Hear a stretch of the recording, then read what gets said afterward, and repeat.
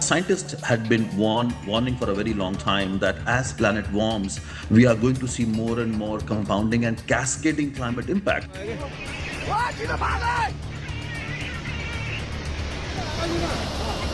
An avalanche or ice and rock collapse blocked a tributary of the Botekoshi River near Nepal's border with Tibet, sending a massive wall of mud, rocks and water downstream, triggering catastrophic flooding that swept through mountain towns and valleys. But what is behind the Nepal tragedy? We get to the bottom of it.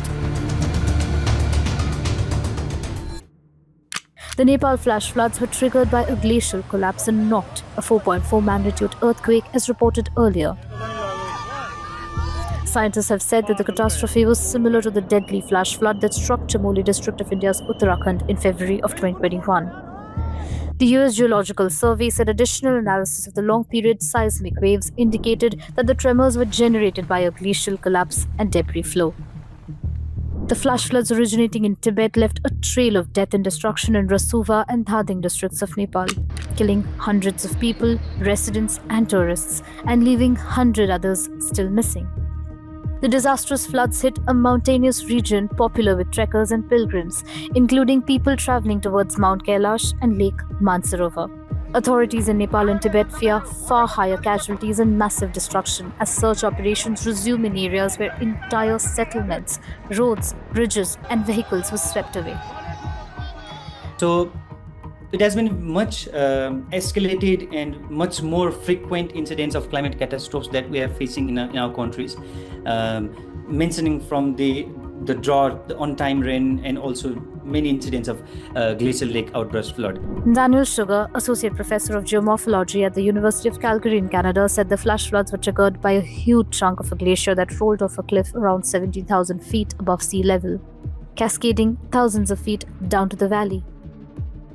The glacier break occurred around 64 km north of capital Kathmandu, and the flow of ice moved northwest along the valley towards the Botekoshi River on the border between Nepal and Tibet. Comparing satellite imagery, scientists say the glaciers in the vicinity do seem to have lost a fair bit of snow in the last 24 hours. So what happened? The snow melt, then the glacier ice melt as well, injected a lot of liquid water into the glacier, which percolated down to the bed and lubricated it.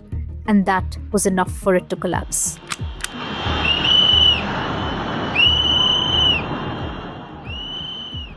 Because of higher temperatures in the Himalayan region, which have destabilized glaciers or amplifying extreme precipitation.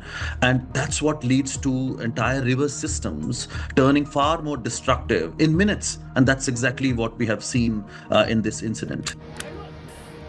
Simon Cook, a glaciologist at the University of Dundee in Scotland, said this is a very big chunk of ice that is stored at high elevation in the mountain with a huge amount of potential energy.